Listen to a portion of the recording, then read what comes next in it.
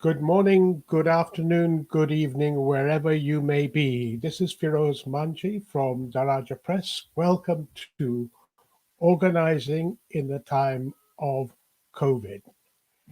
Today I have two really interesting guests from Nairobi, my hometown. I'll be speaking with Juliet Wanjira and Maryanne Kasina. Juliet is a co-founder of the Mathare Social Justice Centre's, founder of Matigari Kids Book Club, member of the Social Justice Movement Working Group, and Women in Social Justice Centres. She's a grassroots human rights defender passionate about advocating for dignified lives in informal settlements and children's rights. Maryanne is a social justice political activist. She's the convener of the Women in Social Justice Centres and the co-founder of the Kayole Community Justice Centres. I'd like to welcome both of you to the show today. Uh, Karibuni. Asante. Can you hear me all right? Yeah. Okay. So, okay, good.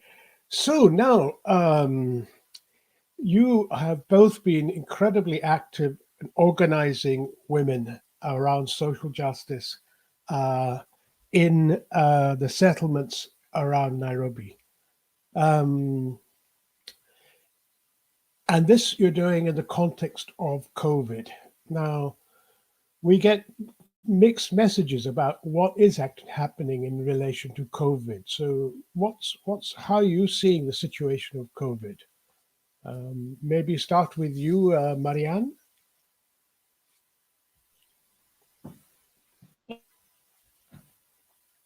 I'm really happy to be part and parcel of today's conversation. So during this COVID-19, it has not been easy in terms of organizing because during COVID-19, actually injustices have increased, and especially in the informal settlement. And also we've seen government, there is a big gap, and also we've been able to identify the gap in healthcare sector, whereby we've seen during this COVID-19 health crisis has risen, where people in the informal settlement could not access health care.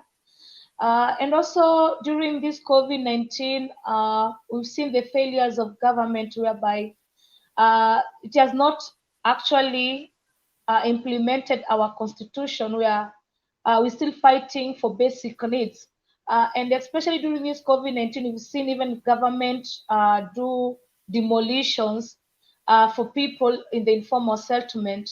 And so we during this COVID-19, those are some of the challenges that we faced in terms of organizing. And also cases of police brutality have increased, whereby we, as a social justice movement, and also as people organizing in the grassroots level, uh, in our informal settlement where we come from, we've seen cases of police brutality and execution have risen. But what currently we've seen, police have changed their strategy in terms of execution, because as a social justice movement, we've been on the front line to fight against police brutality. And so what has increased mostly is cases of enforced disappearance. So those are some of the challenges we faced during these COVID-19 times. And also, we cannot forget the aspect of gender-based violence that has really risen in the informal settlement.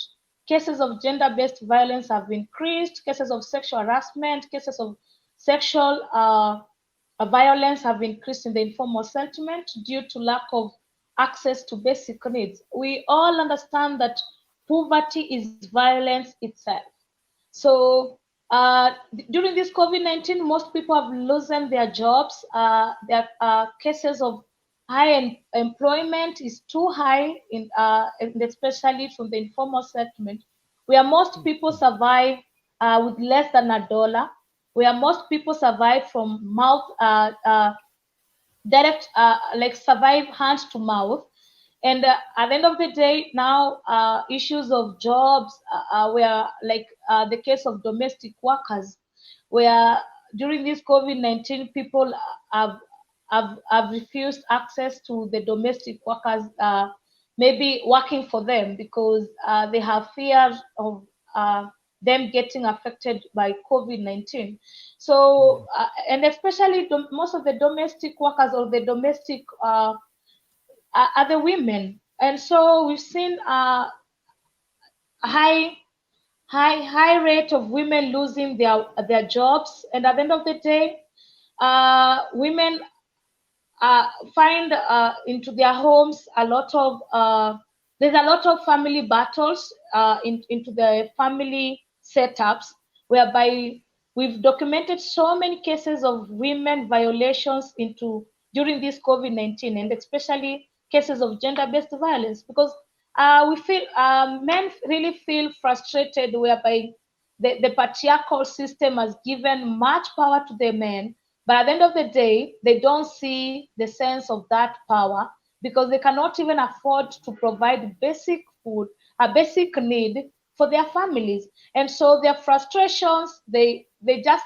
uh, their frustrations are just laying back to the women. And so it has not been easy to organize as women, and seeing that the government has not given any support. And it was so ironic to see government what could just do is to offer 1,000 per month, and which that 1,000 was not transferred for each and every person in the informal settlement. The 1,000 was transferred to a few people, and knowing in mind what can 1,000 do for a daily living for someone for a duration of 1 month. So it has been a challenge, but we are fighting. We are not going to relent until we have a society where equal access of resources are distributed to each and every person. Yeah. So, Wanjiru, give us some idea of the kind of organizing that you are trying to do around what are the issues that you're organizing around the settlements. Okay, thank you, Shiraz. First of all, I'd like to agree with my comrade sister Maryanne. Everything she has said is the living realities in every informal settlement in Kenya right now. Not just, I think, Nairobi, because we are representing Nairobi County, but I think every Kenyan has felt the pinch of COVID-19 and the reality that the government really does not care about the common people.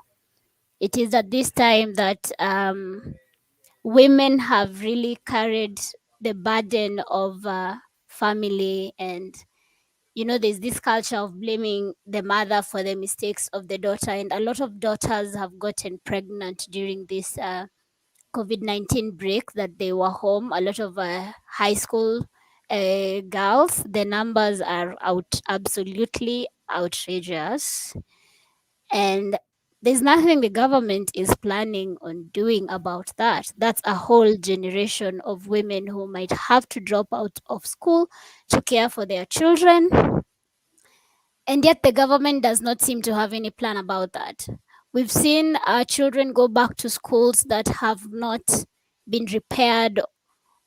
There's nothing that has been done in the education sector all that time that students were home.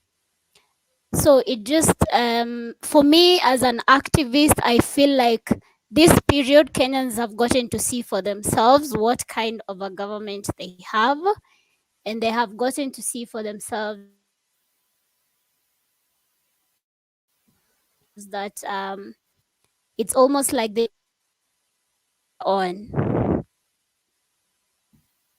Well, Um, we're losing so yeah, it's been a very sound. tough period for women and women human rights defenders, because we've had to go into sometimes our own pocket. I'm sorry.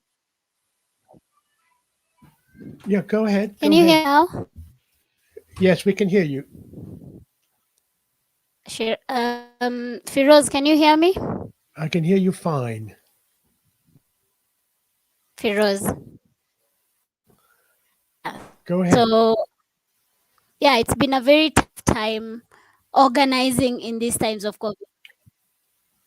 Okay, thank you for the assurance. So, dealing with especially cases of gender-based violence has not been easy for me in my community. Our local chief conspired some goons. It's been a very difficult period because there's no support also from the system. We succeeded in ousting the chief, but a month later he bribed his way into our community. So it's still it's still hard fighting sexual violations for children in my community because I don't feel the support from the system. I don't really expect the system to support, but there's no support for grassroots to effectively do their work. In terms of the work I do in my community, I conduct a lot of political, as you had introduced me. And during the times of COVID-19, we did some food distributions in the community. People are very hungry. As Maryanne had mentioned, people have lost jobs. So imagine a household where both mother and father have no jobs and these children have to eat. That is why we're seeing an increase in insecurity. I just wish the government would have put up proper structures for every Kenyan that lost their job during COVID-19 and every jobless Kenyan. I think it's just really tough for Kenyans right now. Back to you, Shiraz. Okay, well, thanks for that. There are a number of issues that have been raised. First of all, Maryanne, you talked about 1,000 shillings being given. That's for a month, or is it for a week? Are you saying it's 1,000 shillings for a month?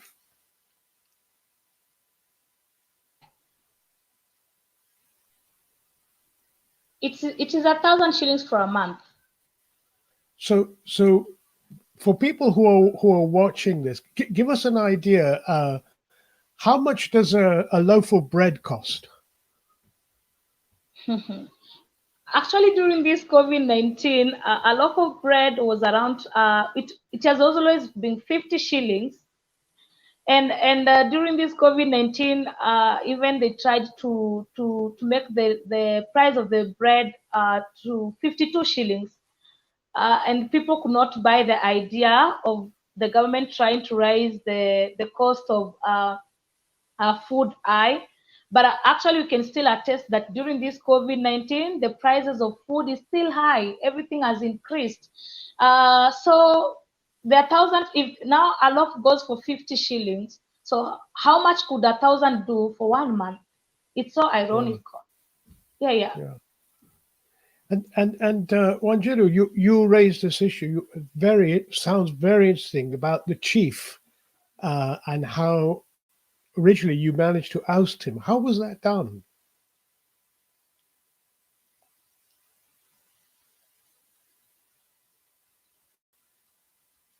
Can you hear me, Wanjira?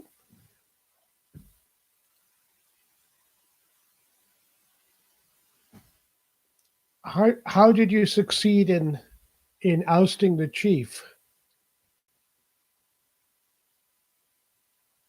I think the line is very poor.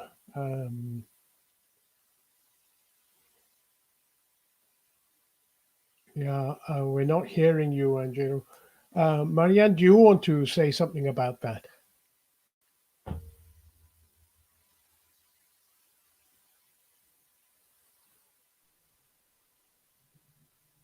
So I think Wanjira, what she has just shared, this happened in Mathare, where Wanjira, they had a case of sexual harassment in Mathare, and so what the chief was trying to do is to infiltrate the case and make sure that the perpetrator is not arrested. And those are some of the cases we've been having in our informal settlement, I can attest that during this COVID-19, we've seen there is a huge gap in referral in terms of case GBV referral mechanism.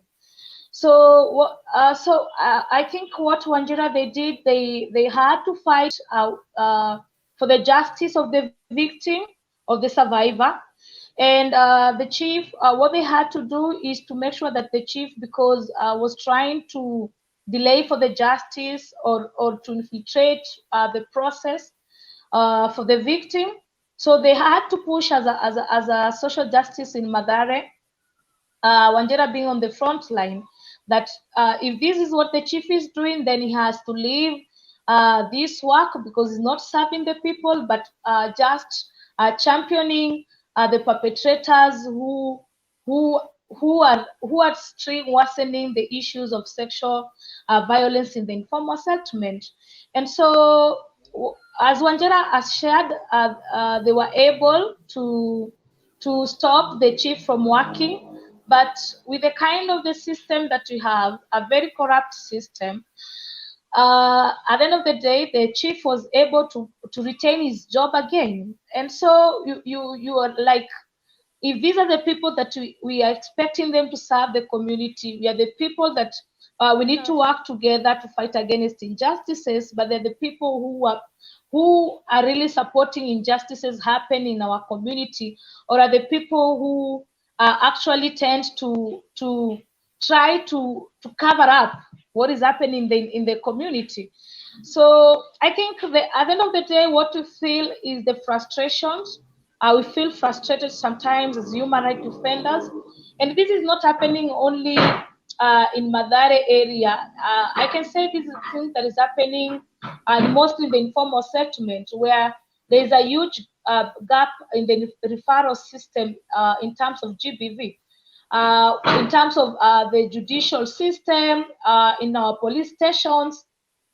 You find most of the victims of gender-based violence, their cases go like they don't get justice at the end of the day. The justice is delayed, but there's a lot of cover-up of those cases. So it's either in the police station, the case is being covered up, or the perpetrator might have resources and end up maybe looking for rogue people in the community to threaten you. So it's not an easy work as a human rights defender, where we face a lot of threats. Either they might be coming from the perpetrators, they might coming from they come from the police or the community elders, because there is a huge gap even in terms of how the civil society has been doing its work. We are the grassroots people, and we've seen the gap between the grassroots organizers and the civil society, whereby we understand the civil space is full of elites, and most of us, the grassroots people, we've not gotten that access to that much knowledge, education, because it's a challenge. There's inadequate of access to a basic need, and education is one of it. So there's the informal settlement, yeah, I can say from the informal settlement, there's a huge gap in terms of literacy level, where people do not understand the purpose of championing for social justice or the purpose of fighting for an equal society. It's still a struggle. So even it has not been easy as women in social justice center organizing. I can attest as a co-founder of Kayole Community Justice Centre, which is a center that is led by women.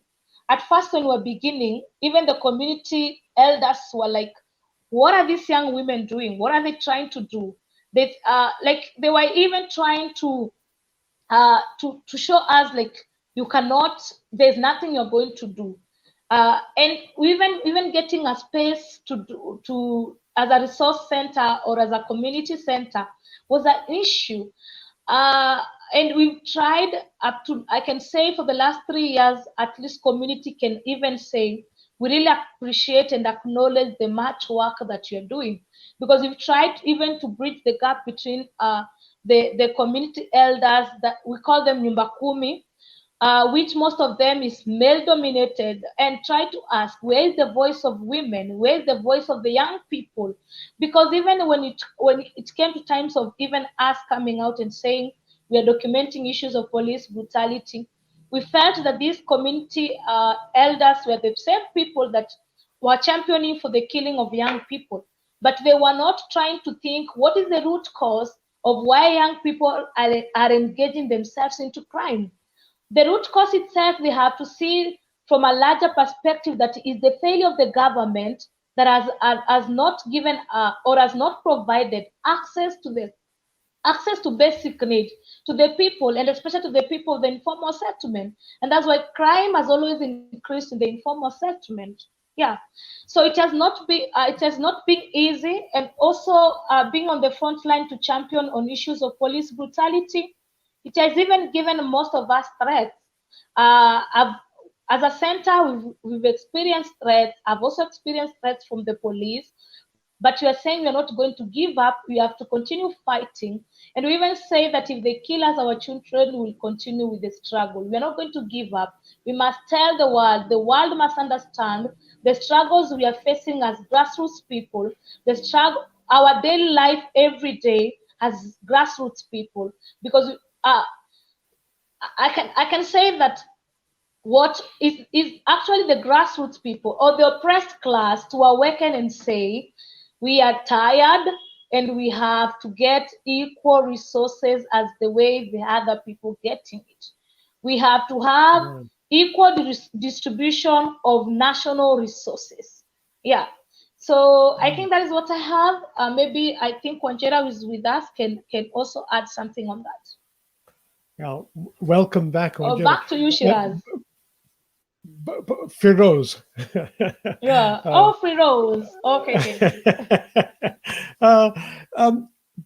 But there are two areas I'd like to explore. Wanjira, you both talked about increases in gender-based violence during this period. What's the cause of this huge increase?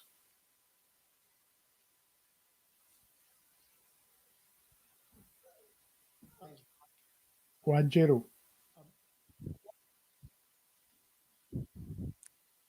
The increase of what? Come again, please. Of gender-based violence. Yes. Can you? What is the cause of the increase of what? I didn't get that clearly. An increase in the level of gender-based violence. Oh, okay. It is because of finances. I think the root cause of it, yes, violence is because of financial constraints in the nuclear family. So you get to see, like I've explained before COVID, either both partners had a job, either both the mother and the father. Post COVID, a lot of people lost their jobs. So both the mother and the father have no jobs, and there's a lot of frustrations day in, day out. The children need to eat, you also need to eat, you need to pay rent. So it becomes a lot of pressure and issues, and now the violence kind of happens, horizontal violence, but it really has been perpetrated because of lack of enough resources. Even men to men, there's a lot of stabbing of each other, especially in Kiamaiko area.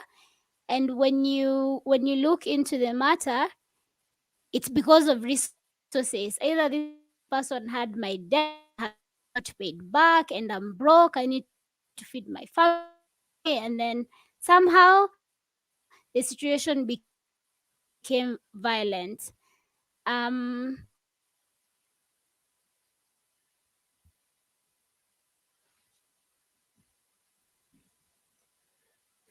If we could fix like we would be able to solve this issue of gender-based violence in informal sector. Everyday lack of basic needs. Everyday lack of basic needs. Every day wondering how you will pay rent when the landlord rent. I'm sorry, my Safaricom, but the lack of basic needs on a daily basis, it becomes frustrating, and you want to take out on anyone that's next to you, or anyone that is, it seems to be the reason why you seem like you don't have those basic needs, especially for the men. I think they take out on the women because there's an expectation that you're supposed to be providing. The children are sleeping hungry, you're failing on your duty, and the man is like, I think I'm trying my best. It's just that there are no jobs, and it just becomes a full blown violence situation. There's also a lot of indulgence in drugs to probably just live away the reality that your life is not working out. So the influence of drug also contributes to gender violence and sexual violence. But if we would fix the needs for basic needs for all peoples, it would solve like 90% of these problems. Back to you, You, Shiraz. well, you both mentioned also the increase in police violence. Now, at the beginning of the pandemic, there was a militarization of the streets, if I remember right, in which the police were basically locking people up during the curfew in the ghettos, in the settlements. Hmm. Is that still going on? And and what accounts for the increase in police violence?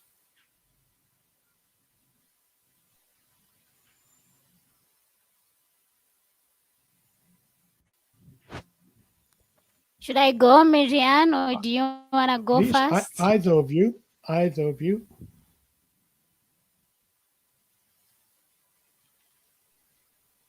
Go on, Wanjira. Okay.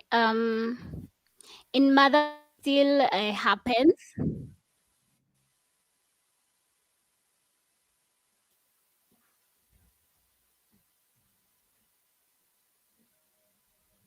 Okay. We've lost. Sorry. So in Yeah, Mathare, it still happens. Just this week, just last week, we have two cases of police killings. Last week, we have two cases of police killings by non-killer cop Rashid. I don't know why the government won't do anything about this notorious killer, murderer, Rashid. We all know he's the notorious murderer. It's been years and they never hold him accountable. Government hold him accountable. I think other cops are beginning to follow suit. We have Baraza who's uh, who's following in the footsteps of killer cop Rashid. Um, what I can say is, because this there seems to be like the government is not as strict as it was when COVID-19 first, when we first heard of COVID-19. It's not as violent as it was before. It's not as as it was before, but it still does. It still happens. Except you will not know if they are coming today or they are coming tomorrow. But we just let it go past Rashid.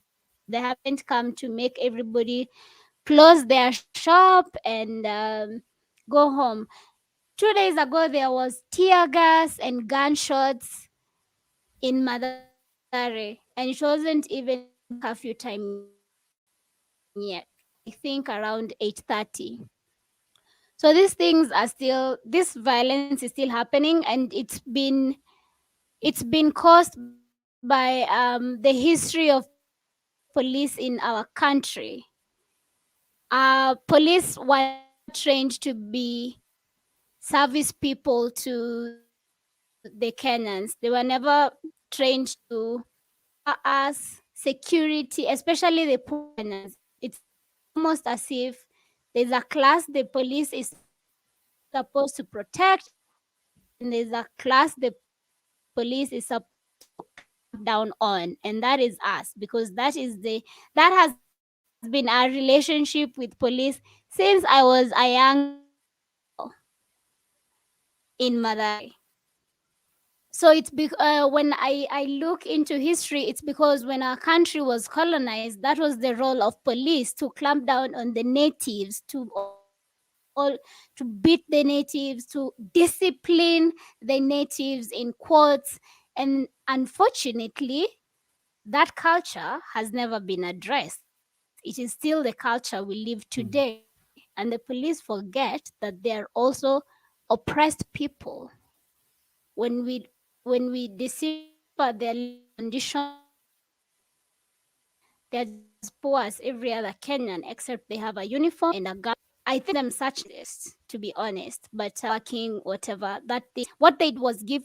I think we need tangible. Ask me, I would say actually just abolish the whole thing. Humanity in Mathare, in New York, is right now. If you're going to go the absolute sense to us poor people and to black people all over the world. Back to you, Shiraz. Firoz. I don't know why we keep calling you Shiraz. Because Shiraz is probably here with us. So sorry, Firoz Manji.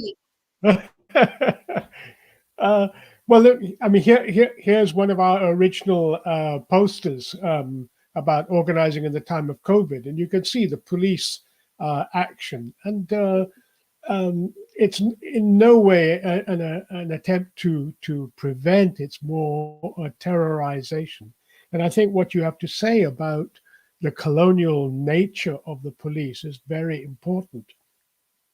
So the question is, what what are the possibilities of changing this?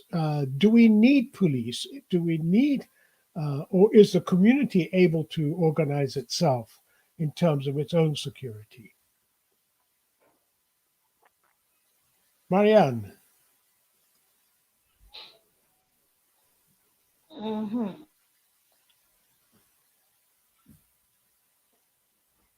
Sorry. Okay. I think it's up for the community uh, to take up its space and reorganize itself and address and own even the problem that they are facing. No one is going to save us, either the NGO, no one is coming to save us. We are ourselves saviors to ourselves. We are the one to free ourselves from the captiveness of our chains that we've been tied around for so long. We are the same people to wake up and realize that we have the right to live a dignified life.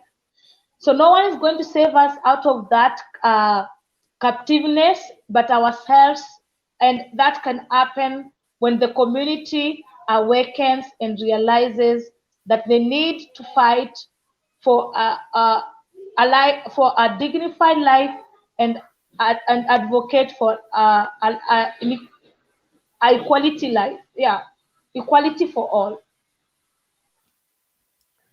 You you both commented on the failure of the government to deal with some of these issues.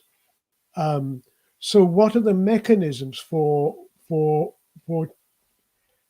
getting this addressed? What are you doing? What kind of organizing are you doing to put pressure on government to change its way of, or is it just that they are never going to change?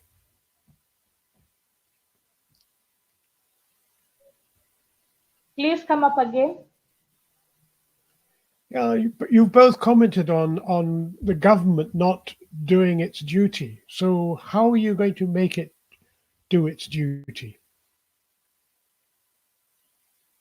I think the people must understand that the power belongs to themselves. The power lies in the hands of the masses, and it's actually our mandate as the people to awaken and say we need to put in leaders in place that are fighting uh, for the rights of the people, because we can actually say we've seen our government even doesn't care about the issues of human rights, because if it cares about human rights, then we could not be discussing about basic needs.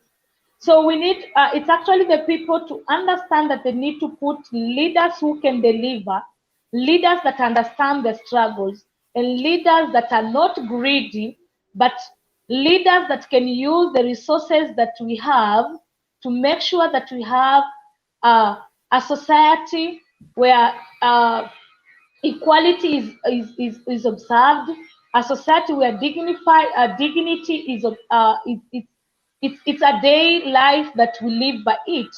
But we are the same people that make wrong decisions, and what the system has done is to divide us more in terms of tribalism. So it's high time that the masses awakens and understand that we are not enemies of each other, but we need to organize and unify ourselves and unite and understand who is the enemy here. So it's actually the mandate of the masses to awaken and see the gap and see how the system has used tribalism as a way to divide us. So we have to reach to that level where people understand that we have natural resources, that we have people that have even owned those resources that we cannot even afford themselves. So we have a long way to continue organize the masses to awaken from the slumber. And no one is going to liberate anyone, but people to give themselves, yet to deploy themselves in for self-liberation. Yes. But so, what are you doing to awaken the masses, as you put it? Wanjira, Wanjira, do you want to give us an idea? What kind of organizing are you doing that will lead to the awakening of the masses? Viva.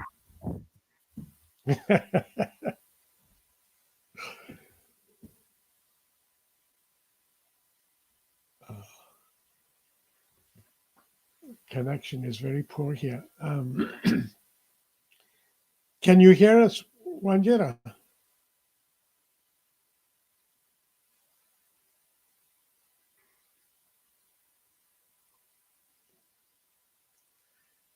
So, well, while we're waiting for her to reconnect, Comrade.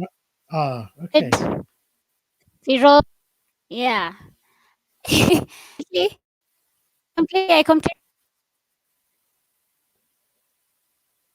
We keep losing her. Our approach, because internet. Pole sana.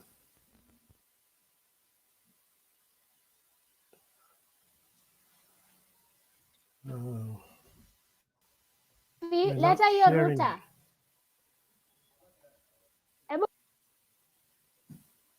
We are back, right? Oh, pole sana. Can you hear me? Yeah. Okay. But can you hear Can you us hear now? me now? Yes. Yeah, I can hear you. I'm sorry. I'm sorry. It's my internet is acting up. But I wanted to say our approach has not been government centered per se. We kind of realized there's nothing we can do with this government as at now. What we can do is invest in people so that whoever is in power, the people are woke enough to know that this is a good leader or this is not a good leader, or this can govern us or this cannot govern us. We want to empower the population so that they're aware of when things are going wrong, and we want the masses to be like the bearers, like the gatekeepers of the nation. We don't want to give that power to the government to decide on how they are going to govern us. We want the people to know that they have the power to decide how they are going to be governed, and that is enshrined in our constitution, Article 41 of Kenya, that says we have also power in in this country. So we took a people-centered approach to ensure that whoever is in power, the people are going to keep him or her in check. That was more of a sure bet. And it's still a process that is ongoing, but I'm sure in the next few years, we are going to be okay as a country. I'm hopeful, and I know because we are working towards it. Right. So, how has the Back communities, how have the communities around you responded to the establishment of these social justice centers?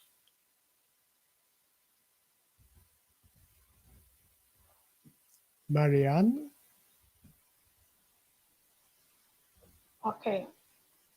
So actually, so far so good. The community has started to realize the purpose or the need of the social justice center, the need of people coming together, the need of organizing and having that one voice to stand up against injustices.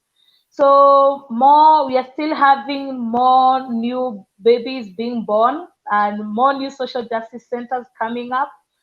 But we do not just want to have more social justice centers coming up, but not having a clear ideology on where we are going, or not having a clear vision, what is our ultimate goal as a social justice movement.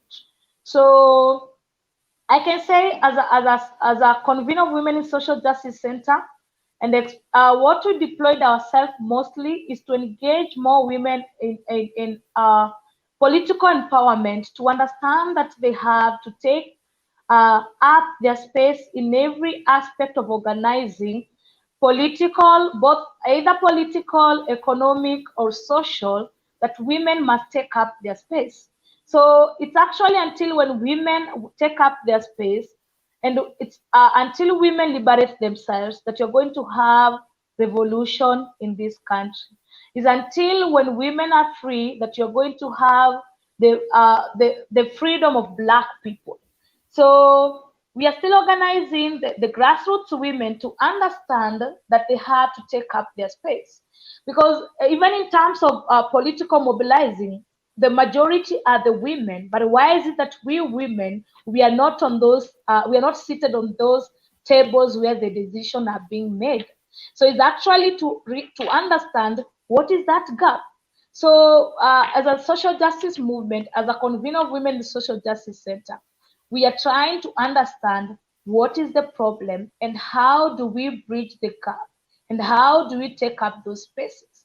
So we're still organizing because for so many times that women uh, have been left out, but it's high time that women, we wake up and say, we understand that the power lies within us, and we have that power, and we have to take our space, and no one is going to give us our space, but it is ourselves to take up our space. Yeah. So, why are women leading this struggle? Women must lead. Women, actually, a nation that has not empowered its women, it has already failed. So it's women that need to awaken and organize themselves to fight for the liberation of this country. Women must understand, they must take back their space. Women must take back their space. That uh, that they have been it's so patriarchal, it's so male dominated. But when women realize that what is their space and where what is their role in the community, then that is when we start. That is the journey, or the journey of revolution begins there. So we have a long way to go, because women really need to wake up. Really, women need to take up their space and understand that no one is going to tell you, hey, wake up, you have to be in a political space. It's ourselves to take up those spaces by force, by fire. So we are taking those spaces, we're not giving up, Because actually we're the majority. And why is it that we're not in those spaces?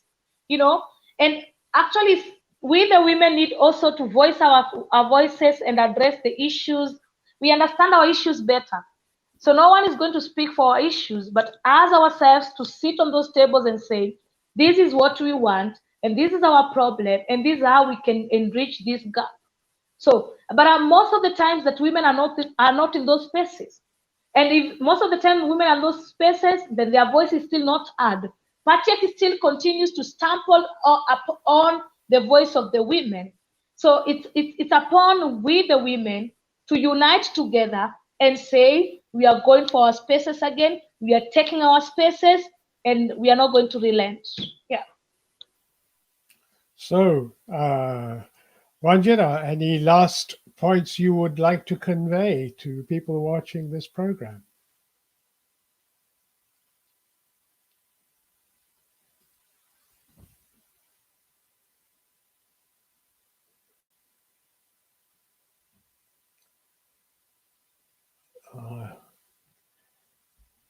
I think her internet connection is very poor. No,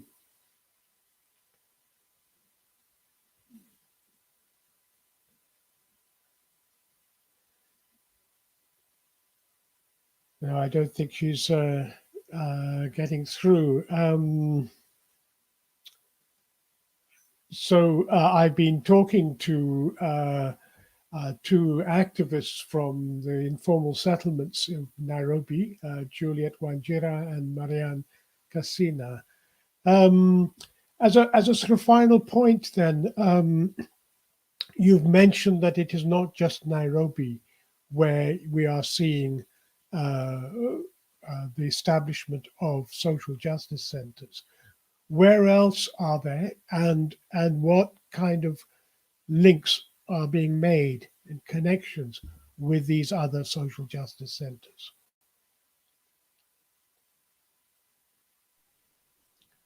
Maryanne?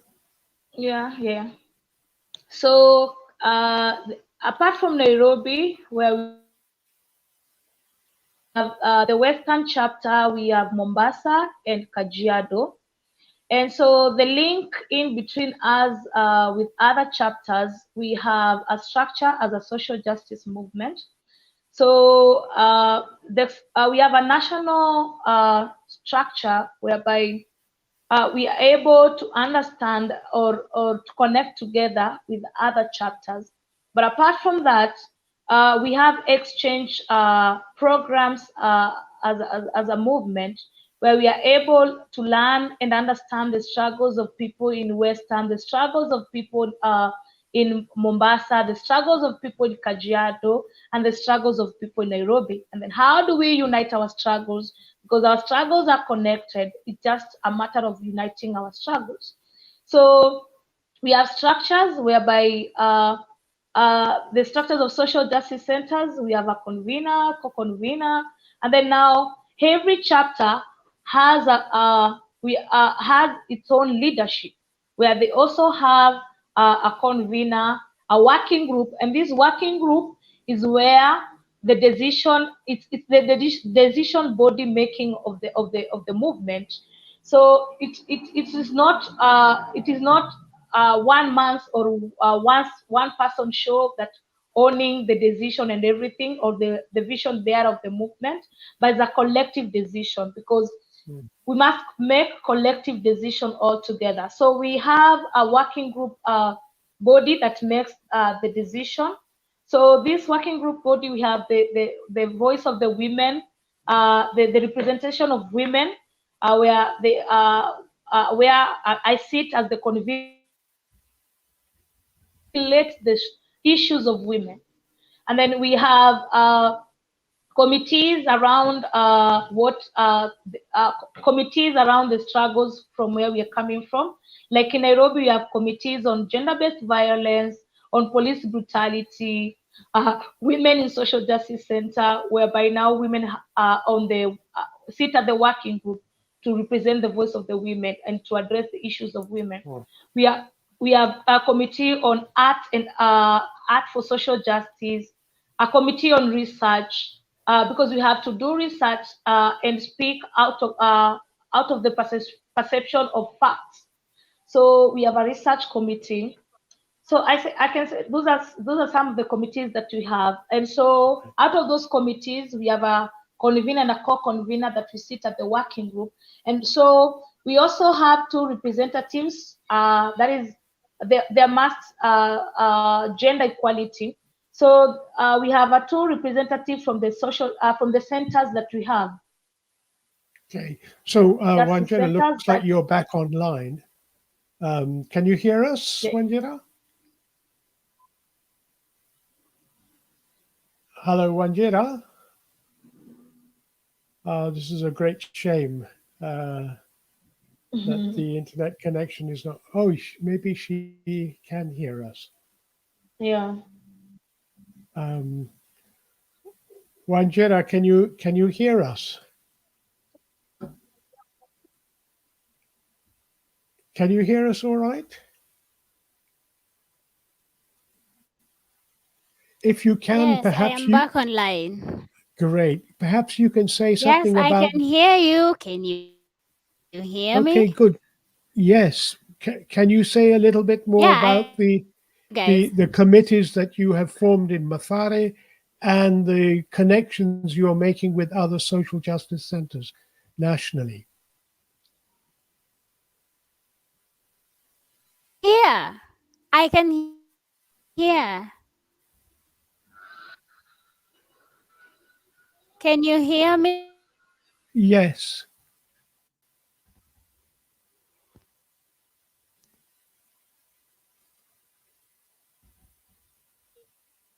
I can hear you guys all right. Can you hear me all right? Yes.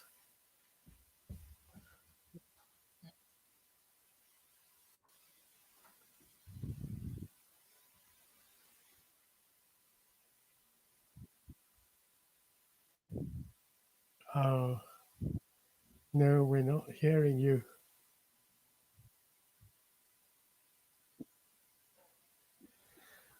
Oh, this is the. Can I talk about the Okay. what? Please come Please. again on Yes. that. Yes. Please. Tell us about the committees that you are forming in Mathare and the connections you are making with other social justice centers. You guys, what did you ask? I'm Because very I didn't sorry get your about that. correct, Firoz.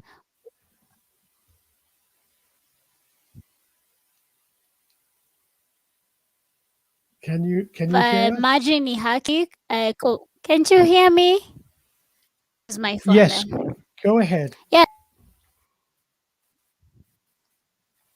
Okay, so I was saying in Mathare we have several campaigns. We don't call them committees, we call them campaigns so that it can broaden into a whole campaign. We have a campaign on people living with disability. We launched a report on that, I think, 2 months ago. So that campaign is about the struggles of people living with disability in informal settlements. We have a campaign on water. There's a huge issue on lack of water in Mathare and contaminated water. We also launched a report called Majini Haki, Majini Uhai. You can find that in our website, Mathare Social Justice Centre. We also have a campaign on political education where we go to the community, to the bases, and conduct political education with the youth. We have a campaign called Mothers of Victims and Survivors Network that brings together all victims of police violence, not just in Mathare, but also every other informal settlement. This is one of the campaigns of the social justice movement, actually. And which is also a campaign of the social justice movement. This is the that focus on social justice. I think it's almost like the heartbeat of the movement because it consolidates all the struggles in like all the committees of the movement. So what we have been doing is there's a campaign head in every other campaign. Sexual and gender-based violence is headed by Mama Rama, who is doing an amazing job reaching teenagers from early pregnancy, from early marriages, especially in the Borana community. We've also come together as the justice centers in Mathare. It's called the Mathare Social Justice Network, to consolidate all our efforts so that instead of Kiamaiko having their dialogue on sexual and gender-based violence on Friday and MSJC is having their dialogue on Saturday, we actually merge and hold one big dialogue together. So that's one of the strengths of this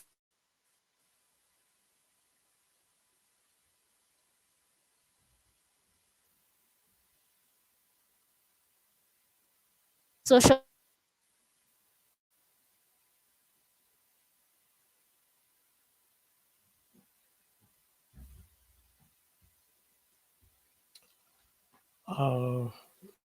Seem to have lost connections again. Oh, well, I mean, it's a real shame that we have such poor connections, but it does tell you something about the difficulties that people in Mathare face. But I'd like to express my thanks to both of you, Maryanne and Wanjira, for sparing time to join us on this show, and to express my admiration for the your courage and commitment, and I think it gives us a lot of hope for the future, the kind of work that you're both doing. So I'd like to thank you for having joined us on the show.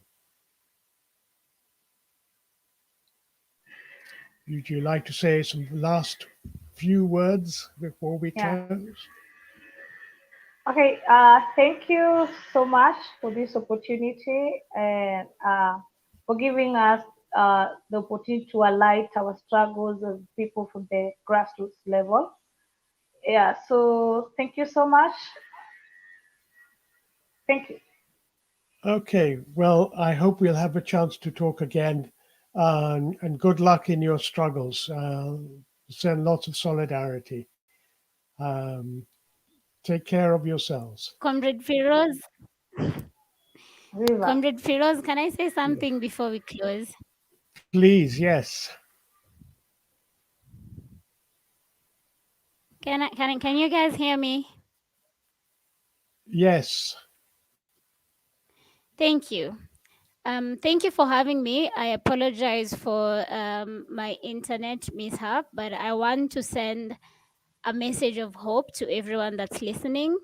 All is not lost, and we can change things. We just have to be united and know that we can only win. Things can only get better. It cannot get worse than this. So it's to encourage us to do whatever little we are able to do in our own little ways, and we shall win, because things can only get better. It's too bad it can't get worse than this. All we need to do is consolidate our efforts, especially. Let's not do one-man shows. Let's come together, let's be united, and we shall surely win. Thank you so much for having me. I look forward to having a conversation with you again. I don't feel like I gave you the internet didn't let me speak so much of my mind today, but it's at But we least I will am talk able. again. Yes, hopefully. Yeah. Thank you so much, So Firoz. go well, keep safe, and la luta continua. A luta continua. The struggle continues. Okay, indeed. The struggle continues. Bye-bye. Bye then. Bye. Bye. Patria o muerte, venceremos. Venceremos. I've been talking to Juliet Wanjira and Maryanne Kasina from the informal settlements around Nairobi, both of whom are leading activists in the establishment and expansion of the social justice centers. Thank you for joining us on the show today. On Thursday, in a couple of days' time, I'll be talking with comrades from the alternative mining in Daba in South Africa about the work that they've been doing, and in particular to bring us up to date with the a conference which was held last week. This is Feroz Manji signing off for today on organizing in the time of COVID.